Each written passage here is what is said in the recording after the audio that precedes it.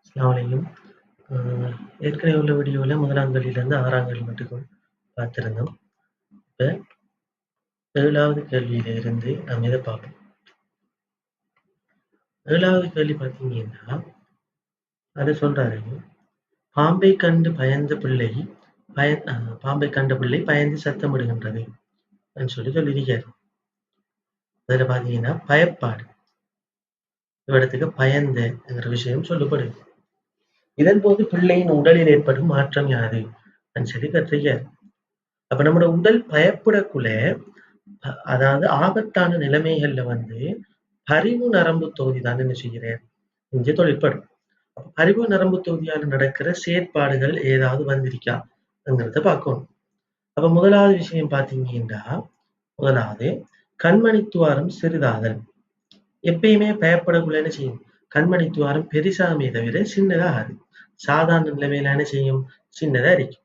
அப்ப இது பராபரிப்பாளர் நடத்தப்படுற ஒரு செயற்பாடு. அப்ப முதலாவது விட வராது. 2வது இதயம் துடிக்கும் வேகம் குறைவடைதல். இப்ப பயப்படக்குள்ள நமக்கு என்ன செய்யும், இதயம் துடிக்கிற வேகம் கூடும். இதுல குறையுதுன்னு சொல்லியிருக்காரு. அப்ப என்ன செய்யாது, 2வது விடையும் வராது.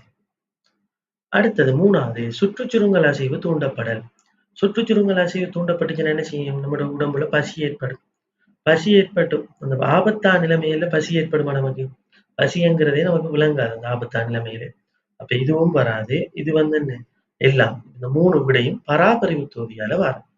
அப்போ உமிழ்நீர் சுரத்தல் நிரோதிக்கப்படல், அதாவது சமிபாட்டு தொடர்பான செயற்பாடு எல்லாம் நிப்பாட்டப்படும் ஆபத்தான நிலைமைகள்.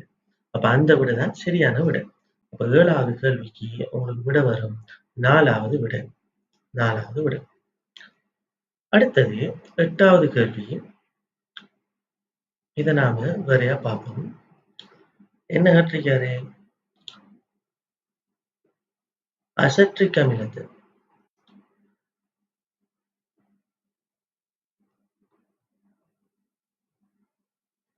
அசட்ரிக் அமிலத்துல அடங்கி இருக்கிற ஐதரசன் அணுக்கள் எண்ணிக்கையை கேட்காரு. நீங்க ஒண்ணு ஞாபகம் வச்சுக்கோங்க, உங்களுக்கு மூலகமோ அல்லது சேர்வையோ, மூலகம் அல்லது சேர்வை ரெண்டுல ஏதாவது ஒன்றுட ஆக்க அணுக்கள், ரெண்டுல ஏதாவது ஒன்று தந்து அதுல ஆக்க அணுக்களை கேட்டான். இப்ப மூலகம் என்றா ஆக்கக்கூறு என்ன, அணு. சேர்வை என்றா ஆக்கக்கூறு என்ன, மூலக்கூறு. அடிப்படை ஆக்கக்கூறு மூலக்கூறு. இதர எண்ணிக்கையை கேட்டா நீங்க பாவிக்க வேண்டிய சமன்பாடு மூழ்தர அவகாதரோ மாறிலி. அவகாதரோ மாறிலியே இல்லைன்னு குறிப்பிடுற. அப்ப அவகாதரோ மாறிலி அந்த சமன்பாடை பாவிப்பீங்க. ஒருவேளை உங்களுக்கு சில டைம்ல இப்ப இந்த கேள்வியில வந்திருக்கிற மாதிரி சேர்வையை தந்துட்டு உங்கள்கிட்ட அணுக்களை கேட்பாரு. அது என்ன செய்யலாம், உங்களுக்கு மொத்த அணுவாகவும் இருக்கலாம், இல்லாட்டி ஒரு குறிப்பிட்ட அணுவை சொல்லியும் கேட்கலாம். அதுல எண்ணிக்கை என்னன்னு சொல்லி கேட்பாரு.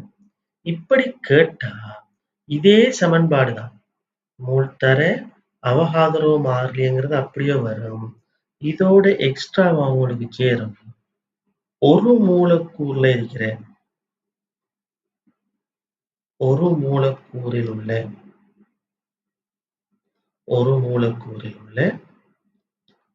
அந்த குறித்த அணு, அது மொத்த அணுவாகவும் இருக்கலாம், இல்லாட்டி ஒரு சென்ற அணுவாகவும் இருக்கலாம். குறித்த அணுட எண்ணிக்கை இதால பெருக்கி விட்டீங்கன்னா என்ன வரும், உங்களுக்கு அந்த சேர்வையில அவர் கேட்ட அணுட எண்ணிக்கை உங்களுக்கு வரும். அப்ப இதான் சமன்பாடு. அப்ப இந்த சமன்பாட்டுல நாம பிரதியிட்டோம்னா இப்ப நமக்கு தந்திருக்கிறத முதலாவது பார்ப்போம், மூலகமா சேர்வையான்னு சொல்லி பார்ப்போம். அப்ப நம்ம பார்த்தோம்னா அசட்ரிக் அமிலம் இது ஒரு சேர்வை கேட்டிருக்காரு ஐதரசன் அணுக்கள் எண்ணிக்கை. அப்ப அணுட எண்ணிக்கையை கேட்காரு. அப்ப நமக்குரிய சமன்பாடு இதான், ஒரு மூலக்கூறுல இருக்கிற குறித்த அணுட எண்ணிக்கை தர மூழ்தர அவகாதரோ மாறிலி அந்த சமன்பாடு தான் பாவிக்க போகிறோம். அப்ப இதுல நாம பார்க்கணும் முதலாவது விஷயம் ஒரு மூலக்கூறுல இருக்கிற குறித்த அணு எவ்வளவு இருக்குன்னு சொல்லி பார்க்கணும். அப்ப நம்ம கிட்ட கேட்டிருக்கிறது ஐதரசன். அப்ப CH3ல இவடத்துக்கு 3 ஐதரசன் வருது, இங்க ஒரு ஐதரசன் இருக்கு.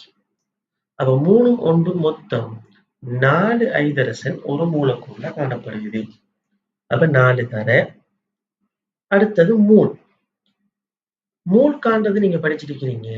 மூல் சமன் தரப்பட்ட திணிவுக்கு கீழே மூலர் திணிவு. தரப்பட்ட திணிவுக்கு கீழே மூலர் திணிவுங்கிறத படிச்சிருக்கிறீங்க. மூலர் திணிவு. அப்ப நமக்கு இங்க அசட்டுக்கு அவர் தந்திருக்காரு 30 கிராம் தந்திருக்காரு. அப்ப 30 கிராமுக்கு கீழே மூலர் திணிவு பார்த்தோம்னா உங்களுக்கு பிராக்கெட்ல தந்திருக்கி 60 gram mole minus 1. 60 gram mole minus 1ங்கிறது தந்திருக்காரு. அப்ப இதை நாம சுருக்கி எடுத்தோம்னா அரை மூலன்னு வரும். அரை மூல். அப்ப நாம மூலுக்கு பதிலா பிரதியிடலாம். அரைங்கிறத பிரதியிடலாம். அரை தர அவகாதரோ மாறி 6.022 தர 10/23. 10/23. அப்ப இதுல நாம சுருக்கணும்டா 4ஐயும் 2ஐயும் சுருக்கலாம். சுருக்கி விட்டோம்டா 2. அப்ப 2 தர அவகாதரோ மாறிலி. அப்ப நீங்க விடையை பார்த்தீங்கன்னா உங்களுக்கு விடை வரும் 2வது விடை. 2வது விடை. அப்ப இதை பயன்படுத்தி நீங்க என்ன செய்யலாம்? இந்த சமன்பாடு மூல்தர அவகாதரோ மாறிலிங்கிறத ஞாபகம் வச்சுக்கிறேன். சரியா? அது என்ன கேட்டு வந்தாலும் அது கட்டாயம் என்ன செய்யும்? சமன்பாட்டுல வரும்.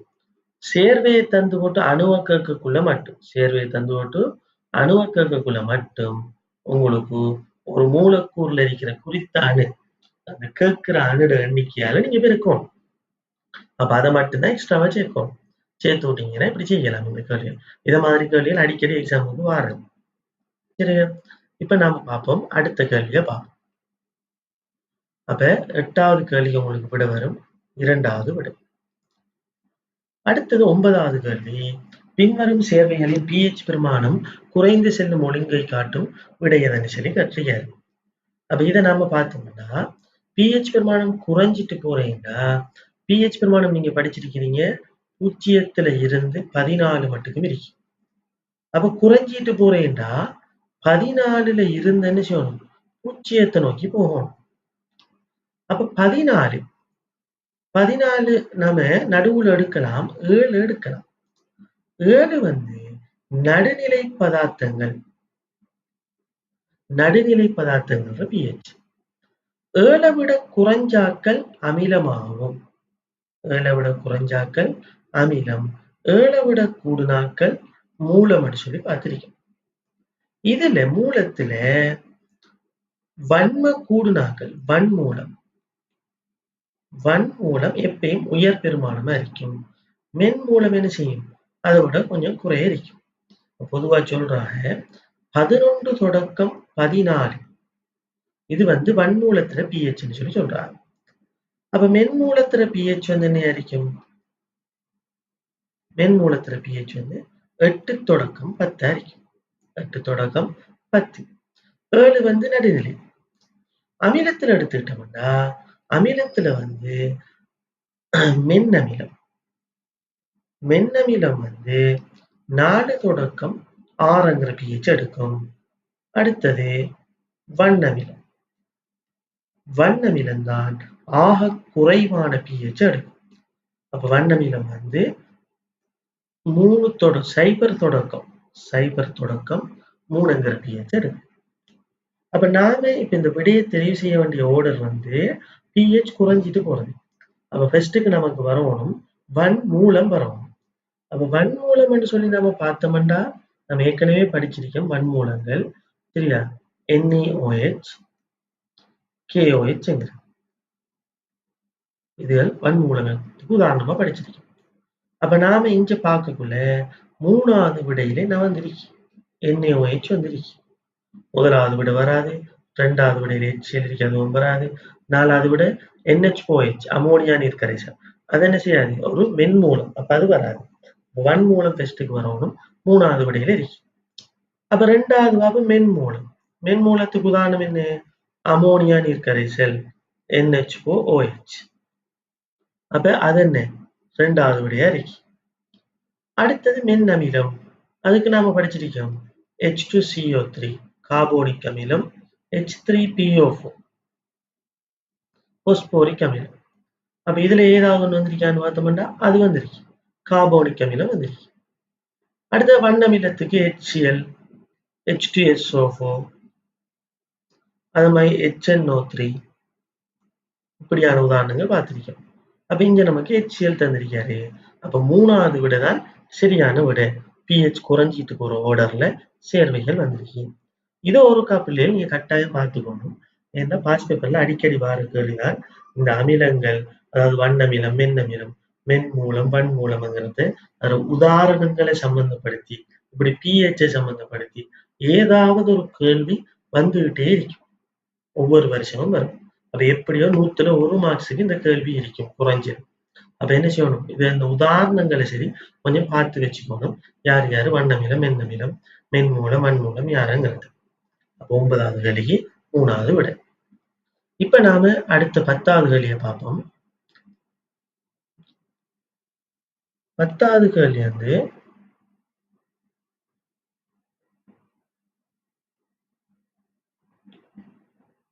மின்காந்த தூண்டலை எடுத்துக் காட்டுவதற்காக தயாரிக்கப்பட்ட மின்சுற்று ஒழுங்கமைப்பு உருவில் காட்டப்பட்டுள்ளது.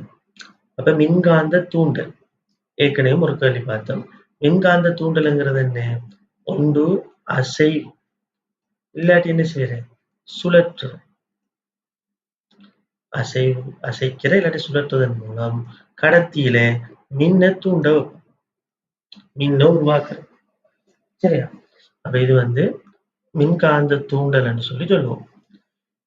அப்ப அசைவு அல்லது சுழற்றுவதன் மூலம் மின்ன தூண்டல். அப்ப இங்கேயும் என்ன செய்ய போறாரு? மின்காந்த தூண்டலை எடுத்து காட்டுறதுக்கான ஒரு செயற்பாடு செஞ்சிருக்காரு. இதுல சட்ட காந்தத்தை கம்பி சுருளுக்குள்ள அனுப்புறாரு, திருப்பி வெளியே எடுக்காரு. இப்படி தொடர்ந்து செய்யறாரு. அப்ப சட்ட காந்த சுருள் என்ன செய்யறேன்? உள்ளுக்கு அனுப்புற, வெளியே எடுக்கிற, உள்ளுக்கு அனுப்புற, வெளியே எடுக்கிற. அப்ப இப்ப உங்களுக்கு L1, L2ங்கிற 2 எல்இடிக்கள் தந்திருக்கு. இதுல என்ன அவதானம்னு சொல்லி கேட்காரு. அப்ப இதுல அவதானத்தை நீங்க பாத்தீங்கன்னா L1ல L2ல என்ன அவதானம்டா? L1 பாருங்க. L1 பிளஸ் இது மைனஸ் இது. அது மாதிரி L2 வந்து மைனஸ் இது பிளஸ் இது. அப்ப இங்க இருவாய் நம்ம படிச்சிருக்கோம். ஒளிகாலும் இருவாய். அதுதான் எல்இடி என்று சொல்லி சொல்றேன். அப்ப முன்முக கோடுல மட்டும்தான் மின்ன செல்ல விடுமென்னு சொல்லி. அப்ப ஒரே சந்தர்ப்பத்துல L1, L2 என்ன செய்யாது? ஒளிராது. L1 ஒளிரக்குள்ள L2 ஒளிராது. L2 ஒளிரக்குள்ள L1 ஒளிராது. அப்ப ஒரு சந்தர்ப்பத்துல ஒரு எல்இடி மட்டும் என்ன செய்யும்? இங்க ஒளிர்வை காட்டும்.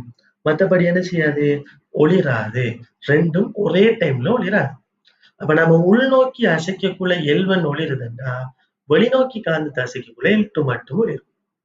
சரியா? இதான் இங்க நடக்க போகுது. உள்நோக்கி அசைக்கக்குள்ள ஒரு திசையில மின்னோட்டம் உண்டாகும், வெளிநோக்கி அசைக்கக்குள்ள எதிர் திசையில மின்னோட்டம் உண்டாகும். சரியா? மின்னோட்டத்துல திசை மாறும். அந்த மின்னோட்டத்துல திசை மாறுறதுனாடி இந்த 2 எல்இடியும் என்ன செய்யும்? மாறி மாறி ஒளிரும். மாறி மாறி ஒளிரும்.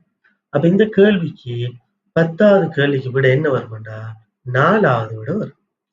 L1, L2 இரண்டும் மாறி மாறி ஒளிரும்.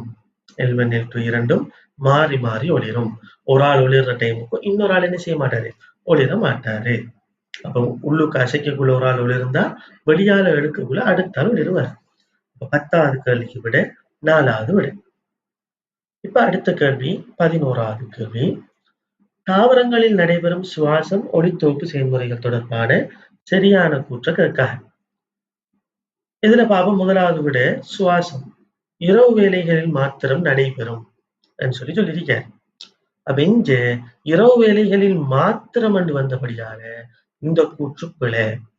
இந்த தாவரம் முளைக்க ஆரம்பிச்சதுல இருந்து சாகும் வரைக்கும் என்ன செய்யும்? சுவாசிச்சுதான் இருக்கும். அப்ப 1வது விடையில சுவாசத்துக்கு வந்த கூற்று பிழை. அப்ப ஆட்டோமேட்டிக்கா நம்ம என்ன செய்ய தேவையில்லை? ஒளித்தோப்புக்கு கிடைக்கிற கூற்றை பார்க்க தேவையில்லை. ஏன்? ரெண்டும் சரியா வந்தா தான் நமக்கு விட சரி. இதுல 1வது பிழைச்சிட்டா நாம என்ன செய்யலாம்? 2வது கூற்றை பார்க்காம போகலாம். சரி, டைம் மிச்சம். இப்ப நீங்க ஒரு மணித்தியாலத்துக்குள்ள செஞ்சு முடிக்கணும்ன்றதுக்காண்டி டைம் மிச்சம். அப்ப 1வது கூற்று பிழையா இருக்கிறதுனாடி என்ன செய்யலாம்? விட்டு போட்டு அடுத்த கூற்றுவை பேத்திரலாம். நீங்க அடுத்த விடையே பார்க்கலாம். இப்ப நாம பேப்பர் பார்க்கறதுனாடி, செமினார் பேப்பர் நாடி நான் என்ன செய்யறேன்? அந்த கூற்றையும் பார்ப்போம். பகல் வேளைகளில் மாத்திரம் நடைபெறும். ஒளித்தொகுப்பு வந்து என்ன? பகல் வேலைகள்ல மாத்திரம் தான் நடைபெறும். அதாவது ஒளியுள்ள வேலைகள்ல மாத்திரம் தான் நடக்கிறேன். அப்ப பகல் வேலையில என்ன செய்யும்? சூரிய வெளிச்சம் இருக்கும். அதன்படியால இந்த கூற்று சரி. அப்ப எப்படி இருந்தாலும் முதலாவது விட வராது. ஏன் சுவாசத்துக்குரிய கூற்று பிழையா இருக்கே. அடுத்தது பகல் இரவு வேலைகள் இரண்டிலும் நடைபெறும். அப்ப 2வது விடையில சுவாசத்துக்குரிய கூற்று சரி. இப்ப கட்டாயம் என்ன செய்யணும்? ஒளித்தோப்புக்குரிய கூற்றை நாம பார்க்கணும். ஒளியுள்ள போது மாத்திரம் நடைபெறும். அதுவும் சரி. ஒளித்தோப்புக்கு அந்த கூற்று சரி. ஒளி உள்ள டைம்ல மட்டும்தான் என்ன செய்யும்? ஒளித்தோப்பு நடக்கும். அப்ப நமக்கு விடையா வரும் என்ன? 2வது விடை. ஏனைய விடைகளையும் நம்ம பார்ப்போம். குளுக்கோஸ் தோற்றுவிக்கப்படும். குளுக்கோஸ் சுவாசத்தின் போது குளுக்கோஸ் தோற்றுவிக்கப்படும்னு சொல்றாரு. இது பிழை. குளுக்கோஸ் வந்து என்ன செய்யறேன்? உடைக்கப்பட்டு சக்தியாக மாற்றப்படும். குளுக்கோஸ் உடைக்கப்பட்டு சக்தியாக மாற்றப்படும். அப்ப அந்த கூற்று பிழை. ஒளித்தோப்புல குளுக்கோஸ் விரயமாகும் வந்திருக்காரு. அது பிழை. ஒளித்தோப்பின் போது குளுக்கோஸ் என்ன செய்யற? உற்பத்தி ஆகுற. அப்ப இந்த 2 கூற்றும் மாறி வந்திருக்கு. சரியா? மாறுபட்டு வந்திருக்கு. அதனாடி 2ம் பிழை. அடுத்தது சுவாசம் வந்து சக்தி விரயமாகும் செயற்பாடாம்னு சொல்றாரு. அது பிழை. சக்தியை உற்பத்தி செய்யற, சக்தி பிறப்பிக்கப்படுற செயற்பாடு. ஒளித்தோப்பு வந்து சக்தி பிறப்பிக்கப்படும் செயற்பாடுன்னு சொன்னாரு. அதுவும் பிழை. ஒளித்தோப்பு வந்து என்ன? சக்தி விரயமாகும் செயற்பாடு. ஒளிசக்தியை பயன்படுத்தி தான் இந்த ஒளித்தோப்பு நடக்குது. அப்ப 4வது விடையும் வராது. அப்ப நமக்கு 11வது கேள்விக்கு 2வது விடை. 11வது கேள்விக்கு 2வது விடை. இப்ப நமக்கு இந்த கேள்வி செய்யக்குள்ள 2வது விடை நல்ல கிளியரா விளங்குது. இதான் விடைன்னு. அப்ப நாம என்ன செய்யலாம்? 2வது விடையை மார்க் பண்ணி போட்டு அடுத்த கேள்வியை பேத்திரலாம். கொள்ள நேரம் நின்று மினக்கட்டம்டா என்ன செய்யும்? ஒரு மணித்தியாலத்துக்குள்ள நீங்க 40 கேள்விகளுக்குள்ள ஒரு கேள்விக்கு 1.5 நிமிஷம். அப்ப அந்த 1.5 நிமிஷத்தை தாண்டி நீங்க நிக்கிறீங்கன்னா இன்னொரு கேள்வியோட டைமை தான் பயன்படுத்திட்டு இருக்கீங்கன்னு அர்த்தம். அப்ப பின்னுக்குள்ள கேள்வியை செய்ய இயலாம போயிடும். அப்ப உங்களுக்கு நல்லா தெரியுமெண்டா விட 2வது விடையை மார்க் பண்ணிட்டு அடுத்த கேள்விக்கு போனீங்கன்னா சரி. அப்ப உங்களுக்கு அந்த டைம் மேனேஜ்மெண்ட் லேசா இருக்கும்.